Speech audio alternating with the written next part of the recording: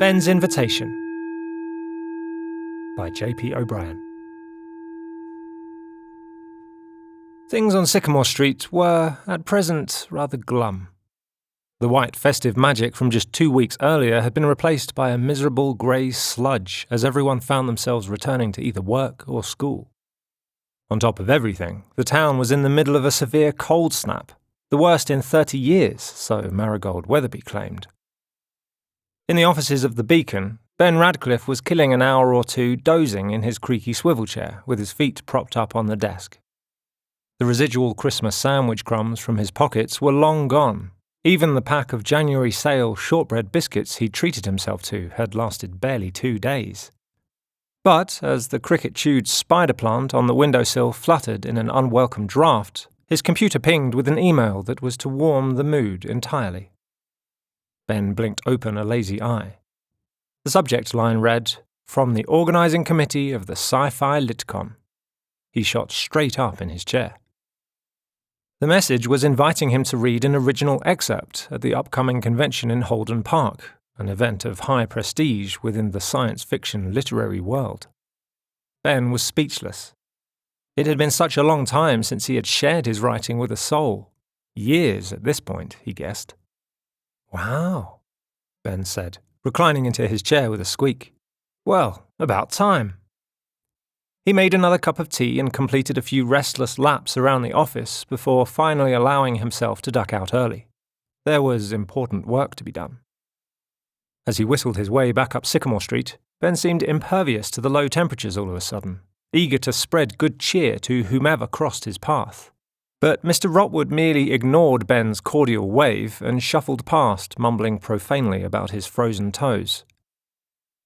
Ben was to have more luck when he spotted Imelda Ellsworth rounding the corner, cradling a box full of brightly coloured detergent bottles and sealed plastic-wrapped sponges. He tipped his cap to her as she approached. "My, you've got a spring in your step," Imelda commented, leaning the box against the wall. "Why, thank you. Had a bit of good news, actually." His eyes were drawn to the box. "What's all this?" Imelda's cheeks grew a little flushed. "Oh, nothing of any interest. Just topping up. Running a bit low after Christmas, you see." Ben, having lived next door to the town's resident clean freak for years now, suspected that this wasn't true in the slightest. "So what's your good news?" Imelda hastened. "Well," said Ben with a puffed-out chest, "I've been invited to read on stage at a literary convention. Next week, actually. I came home early to start hunting for the perfect excerpt." "How wonderful!" Imelda beamed. "What a lovely start to the year. Though I admit I don't recall submitting anything to that lot in a long time," Ben went on. "Maybe my manuscript fell behind a radiator or something." "Could be. But isn't that always the way with the timing of these things? Just when you least suspect. Oh, I'm so delighted for you." "Must be crying out for some new blood in the talent pool," Ben added with a shrug. Can I help you carry that inside at all?" "Oh, you're sweet. Just needed to set it down a second, but thank you. And good luck selecting a reading. Maybe I can have a listen when you've decided." Ben waved goodbye to his neighbour, then let himself through the front door, feeling 10 feet tall. Around the same time, a crowd of bundled-up children was trudging out of the school's main doors and into the blistering wind of the car park, while back in the echoey assembly hall, Rory Caldwell walked out onto the stage. He unclipped his guitar case and smiled down at Leona Castellanos as she took a seat amongst the sea of empty plastic chairs. The two teenagers, fresh from their time together in the Christmas Plays tech booth, were now navigating the first few perilous weeks of dating, trying to put their best foot forward without making it obvious that was what they were trying to do. The frequently tongue-tied Rory had plucked up the courage to invite Leona to watch his band practice after school, having successfully petitioned Mr. Salazar at the Reptile Amphibian Emporium to give him the afternoon off. The band didn't actually have a name yet, Rory admitted, but he was nonetheless delighted to let his guitar do the talking. Leona, meanwhile, was most intrigued to hear for herself what had been described as proggy melancholic soundscapes with a punk bite. Rory had grown up surrounded by music. His father, Joe Caldwell, had enjoyed moderate success in the late 90s with an ambient funk band called the Mountaintop Synthesis, They had earned 3 top 40 albums and a dedicated following in Brazil, enabling Joe to fill his house with seemingly every musical instrument under the sun. Rory was barely out of nappies when his father balanced a half-sized Ramirez electroacoustic on his lap and taught him his very first chords. There was a sudden bang as the door from backstage hit the wall, clumsily shoved aside by Peter Lapp trying not to decapitate himself with a cymbal on a stand. He grunted his way past the scorch marks still visible on the stage from Lars Gundersson's ill-fated tree and stood it beside the rest of the drum kit. The other 2 members of the band, Alex Hessen and Enrico Dominguez, busied themselves so as not to get roped into helping. Once the band was ready to go, and Peter had finally finished fidgeting with the height of his drum stool, Rory began picking a wistful melody on his high strings. It swirled and echoed throughout the empty hall for a moment, before Alex's bass and Enrico's guitar, and lastly Peter's drums, joined in. The vibrations clattered all the way down the hallway to the library, causing Mrs. Tiny, reading aloud to her after-school club, to pause mid-sentence and wonder if there was any cause for concern. Leona hadn't ever seen Rory look so comfortable or confident before. With an impressed nod, she eased back into her chair and dangled her legs over the empty seat in front, then reached down to retrieve the sketch pad from her backpack. She began doodling in time with the music, a swirling plume of smoke rising from a chimney, which gradually transformed into vines and flowers shaped like a heart. At one point, Rory glanced up to see Leona's lowered head and assumed his performance must have sent her to sleep. He was devastated, until she looked up and gave him the most winning smile he had ever seen, upon which he stumbled over the strings and lost track of his place in the song. Leona quickly averted her eyes and giggled to herself. Back in his study, Ben Radcliffe was kneeling on the floor in the midst of 6 dusty cardboard boxes of manuscripts. He was staggered by just how many words, and dare he say, of a consistently high quality, he had once been able to write. His dream as a younger man had been to publish a series of exactly 100 sci-fi novels. Ample free time, tenacity, and a deep love of writing, combined with a seemingly limitless imagination, appeared to be the perfect formula. He would go on to complete dozens of entries for his Post-Axiom series, a sprawling, multi-generational epic in which humanity chases a mysterious extraterrestrial signal to its source many light-years away. But after a decade working on the project, Ben became disenchanted. He had found out that the writing part of writing was really only half the story. Without successful self-promotion, an agent, an editor, or publisher, it didn't really matter how much he wrote. With bills stacking up and a rapidly diminishing confidence, Ben Radcliffe opted to take a job at the local newspaper, where his knack for effortless writing would at least remain somewhat active. Meanwhile, the dozens of completed, unpublished manuscripts remained undisturbed in their boxes, alongside a typewriter buried underneath clutter. Ben suddenly stopped joyfully flicking through the pages and stared into the middle distance.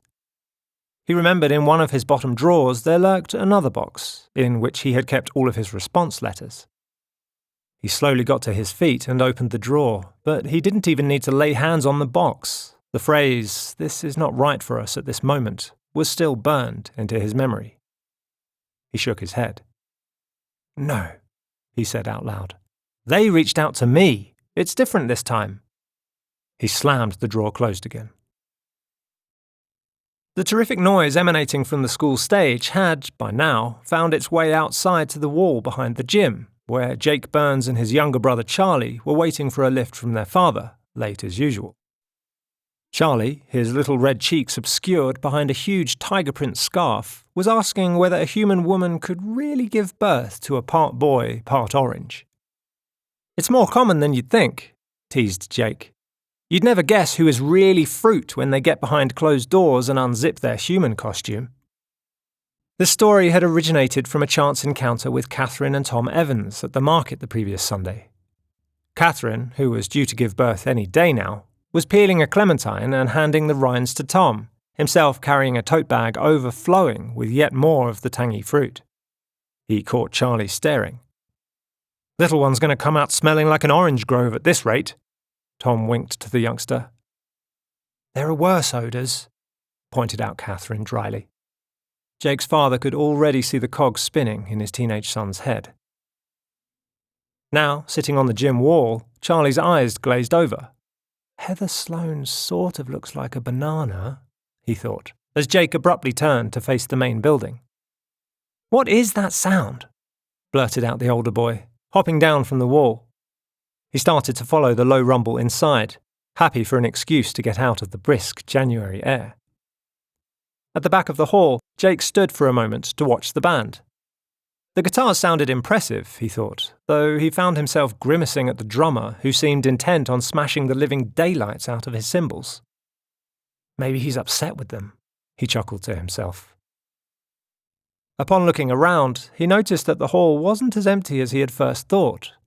He could now make out a cascade of dark hair almost totally camouflaged against one of the chairs, as well as the ripped jeans hanging over the seat in front.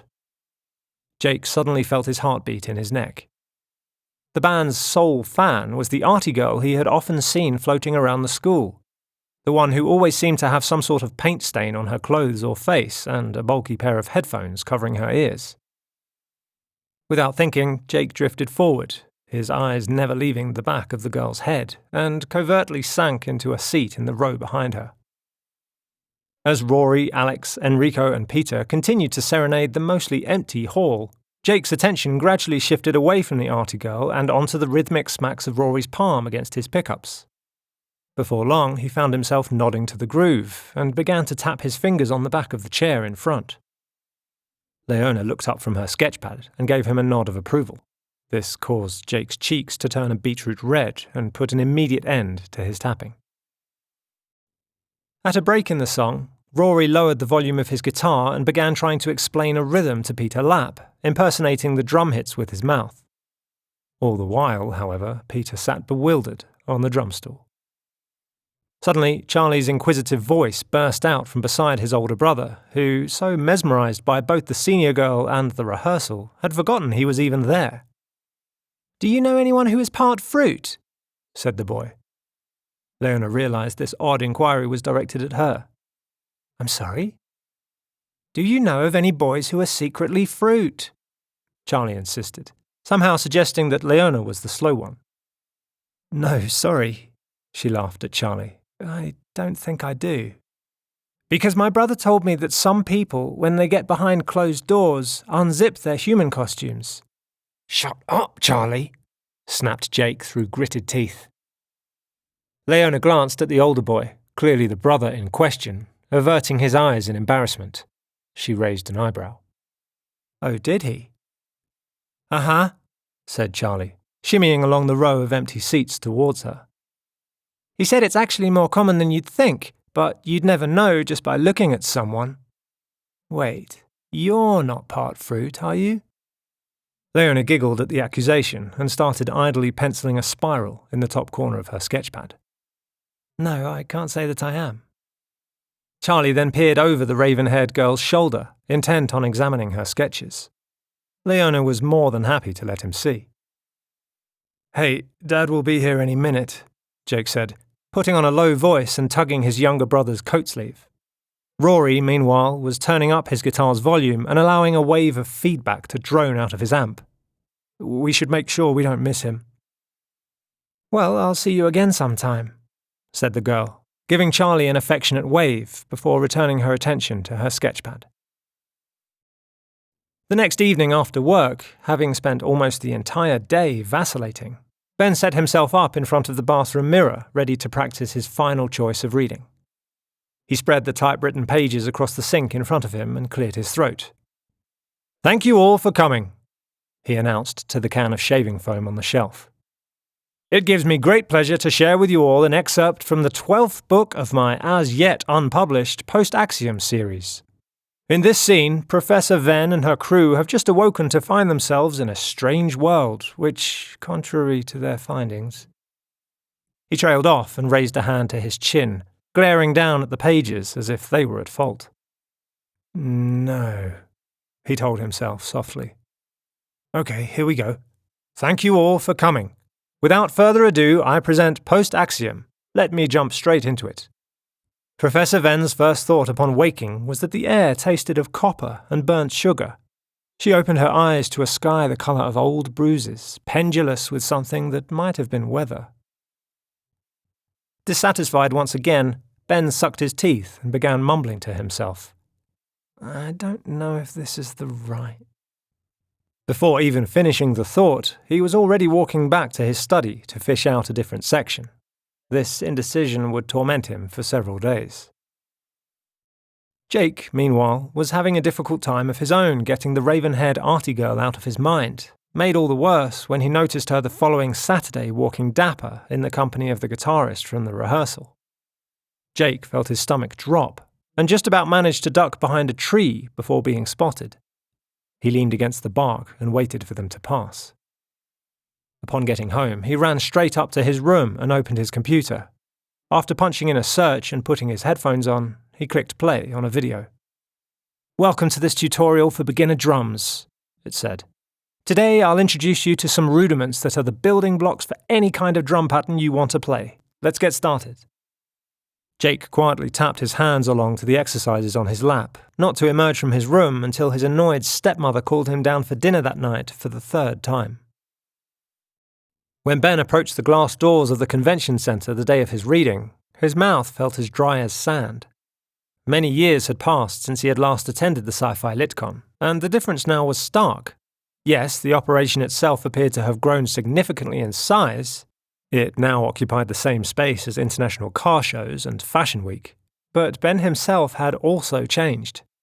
No longer was he the aspiring young writer energized by his untapped potential. And yet, he couldn't quite tell if, by being here, he was advancing or regressing. He stepped into the main exhibition hall and saw the crowds scurrying in every direction, the scent of coffee and deodorant permeating the air. Ben couldn't help but empathize with his characters, adrift on a strange planet. At one end of the hall stood the main stage, with colourful lights dancing above 4 plush armchairs. He didn't remember science fiction writers being treated like such rock stars. It only has to happen once, piped up a sprightly voice behind him. Ben looked over his shoulder to see a young man with messy curly hair and glasses, holding in his hands a manuscript. Exactly, agreed his skinny companion. It just needs the right people to see it. Underneath the thin veil of excitement, Ben thought he could sense a desperation that felt so painfully familiar. He started absent-mindedly flipping the corners of his own manuscript with the thumb. As he wandered slowly down a row of stalls, he took note of the young enthusiasts gushing over shopping bags full of books, the fans queuing up to meet their favourite authors, the bright digital displays detailing panels and discussions, each sounding more fascinating than the last. He shook his head and scolded himself for having been so bitter. These were supposed to be his people. He decided to take a break from the crowd of the main hall to go and look for the Moseley room, where he would be reading later. It turned out to be a fairly unassuming breakout space down a corridor near the toilets on the opposite end of the exhibition hall from the main stage. There were no spotlights or microphones here, just 3 rows of chairs pointing towards a slightly battered lectern. Ben moved behind the lectern and laid his manuscript in front of him, considering it only a very marginal upgrade from his bathroom sink. A petite lady with her phone dangling from a lanyard and a radio clipped to her belt hurried past the door and caught eyes with Ben. She skidded to a halt and came into the room. "Can I help you?" she asked, a little suspiciously. Yes, sorry. I'm supposed to be speaking here later on, 2 p.m. The lady flicked through her phone with a well-practiced motion while Ben stood in awkward silence. "Benjamin Radcliffe?" "Just Ben, actually, with 2 N's. The second N is silent." The lady raised a humourless eyebrow. "Of course, Ben. It's a pleasure to meet you. I'm Nicole Adams." She extended a hand, which Ben grabbed a little overzealously. "Well, you're in the right place. Please be here no later than 10 to 2 so we can keep to time. Stacy will be on the door, admitting your audience. Do you have everything you need?" By this time, Ben could see Nicole already edging back towards the hallway. "Yes, thank you," said Ben, feeling like he was back at school. "And thank you so much for giving me the opportunity." The lady turned back to Ben and smiled, a little more sincerely than before. "Well, thank you. We're happy you could step in at such short notice." Yes, happy to step in. Ben's face dropped as they shook hands for the second time. Now, if you'll excuse me, said Nicole, I'm being called to the main stage. With that, she was gone. Ben sunk into one of the empty seats and looked at the manuscript on his lap, certain that none of the event's organisers had ever even read it. The distant babble of excited chatter continued to drift in from the main hall. I'm better than this, he announced to the empty room before shooting to his feet. He barged back through the exhibition, trying to avoid eye contact with the fresh-faced writers all around him. The sickly-coloured carpet rushing past his feet felt far more palatable anyway. When he got to the main doors, he stopped and looked down at the title sheet in his hands again. The Post-Axiom series, Book 3, by Benn Radcliffe. Each time a group of new arrivals came in, he was greeted by a blast of cold air from outside. He leafed through the pages. The margins around his typewritten words were strewn with messy annotations and scribbles. He remembered writing them. For years, his don't take no for an answer attitude had been the very reason this dream remained alive.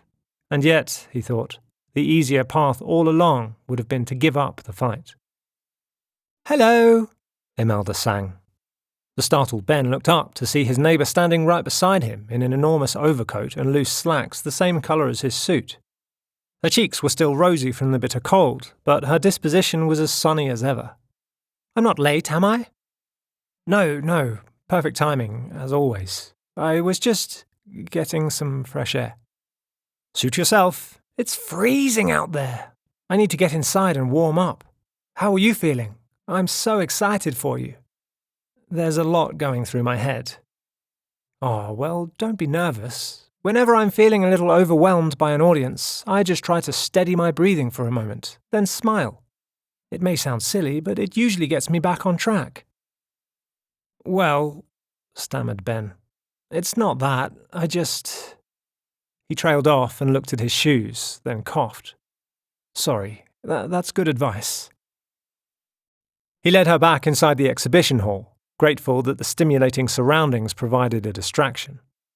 At one point, Imelda admitted with a laugh that she thought she'd be out of her element at a convention like this, but could now see that these people were just the friendliest bunch. Ben nodded, but just as he opened his mouth to speak, there was a loud burst of music from the main stage. A panel stepped out to thunderous applause, waving to the elated crowd, then took their places in the armchairs. Imelda strained to see over the sea of heads, while Ben felt his shoulders tense. What if I leave you here to watch this while I get myself set up in the room? I'll see you there later on. Absolutely, I can't wait. Ben retreated to the Moseley room to find a freckle-faced girl with a lanyard, Stacy, he presumed, attaching a sign to the door. 2 p.m., Ben Radcliffe reads excerpt from his unpublished Post-Axiom series, hard sci-fi, space exploration, interdimensional nihilism. He mumbled an introduction before taking a seat inside the empty room. For at least half an hour, listening to the rock show spilling in from the main stage, Ben felt the acid in his stomach bubbling. But to his pleasant surprise, 1 or 2 people eventually started trickling in, and Ben felt the unexpected sensation of responsibility. There was an older gentleman and a gawky man with pimples, and then a plump girl with blue hair. They took their seats alongside him, unaware it was his name on the door. Before long, Imelda joined them too, taking a seat in the front row and fetching a notepad and pen from her bag. At 2, Stacy leaned her head round the door and kindly nodded at Ben to begin. The majority of the seats, he observed, remained unoccupied. But it didn't matter to Ben. With his chin high, he arranged his pages of manuscript on the lectern, then cleared his throat. Thank you all for coming. I'm Ben Radcliffe, and I'm delighted to read some of my original fiction for you today. This is a step forward for me. Then, looking directly at Imelda, I appreciate you being here today. Post-Axiom, Book 3, Chapter 1. The signal arrived at 3:47 a.m. station time, which meant Dr. Keiko Venn was alone in the observation bay when the universe changed shape. She'd been tracking stellar wind patterns in the Cygnus traverse, work so routine it had become almost meditative, a kind of prayer in numbers. The mug of tea beside her had gone cold hours ago. but she would always remember she had been thinking of her daughter, 8 years old now, back on Earth, when the monitors began to scream. Ben continued to read his chosen piece to the sparse audience, feeling quietly encouraged by their attentiveness. Even Imelda was taking copious notes throughout, which made him smile. Once he had finished, he stood to the side of the lectern for a small applause and bowed his head. All 6 of his listeners flocked towards him to share their thoughts as Imelda stood to one side. "That was great!" enthused a young man wearing a slightly too large white shirt. "How do you make an isolated space station feel so homey? It's fantastic." "Well," blushed Ben, "I think the trick with any kind of writing is it needs to be just connected enough to the real world that the reader can step into it. That's especially important for genres with sci-fi elements, or that include the supernatural. Your reader needs to be able to join you there, otherwise you're just leaving them behind." The older gentleman piped up. "Each one of your characters has a distinctive voice that mirrors the theme they represent. Okuro's fear comes in fragments. Hamada's hope is childlike and verbose. Did you write that from the outset, or is that something that only takes form when you revisit your drafts?" Ben hesitated for a second. "That's an excellent observation. I'm delighted you picked up on that. Well, my method of writing is—" One by one, he fielded their questions and received their compliments with good grace. As the impromptu seminar came to an end, the blue-haired girl asked if Ben's writing could be found anywhere online. The others pulled out their phones expectantly. Well," he said, fidgeting with his fingernail. "Not at present, I'm sorry to say, but, watch this space." After his fans had dispersed, Imelda approached Ben as he collected his pages. "That was wonderful. You have such a talent. Clearly I'm not the only one who thinks so, either." "Yes, apparently." Ben smiled, looking up at the door. Stacy gave him a little wave before making her way down the corridor. "I just hope they liked it." "Oh, without doubt they did." "Did you?" "Absolutely. You have such a skill for crafting these wonderful, sympathetic characters. I was so invested in Ven's conflict. And I loved your poetic descriptions. I must admit I got a bit lost with some of the more sciencey details. I'm more of an Anne of Green Gables girl myself, but that didn't mean I enjoyed it any less. Oh, I'm so proud of you, Ben." Imelda leaned in to wrap her arms around him, but Ben misjudged her movement. Their cheeks ended up pressing against each other. They quickly stood apart again, and Ben realized they were both grinning like children. "Well," he said, clearing his throat, "did you want to stick around for a while? We can explore a bit more." "I'd love to." "You don't mind if I give my voice a rest, do you?" "Not at all." They made their way out of the room in a comfortable silence. The following Wednesday afternoon, Jake was walking alongside the empty playing field to meet his brother on the wall when he thought he heard a guitar being strummed nearby. He perked up his ears and followed the sound to the bleachers. "Don't be a stalker," a voice inside him cried. "But I was walking past already," argued another. He slowed to a crawl as the playing became louder, then peered through the metal beams and saw the unmistakable sight of Leona's raven black hair. She was sitting on the front row, facing out towards the field. Perched on the seat above her was the boy from the rehearsal. The gentle chords from his strings drifted over the wintry air. Leona swayed from side to side. Without warning, she turned around. Jake held his breath, hiding mere feet away, but she fixed her gaze on the guitarist with her chin resting on a hand. Jake could feel his pulse racing. The boy leaned down and allowed Leona to kiss him on the cheek, then turned his head so their noses were touching. The guitar went quiet. Jake backed away as silently as he could before scurrying to meet Charlie and their dad. He recalled his rhythm exercises and began tapping his hands against his thighs. With each step he drummed harder, so that by the time he reached his brother, his palms were stinging.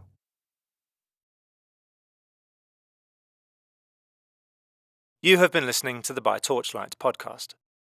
For more, visit patreon.com/bytorchlight or search By Torchlight on Spotify and YouTube.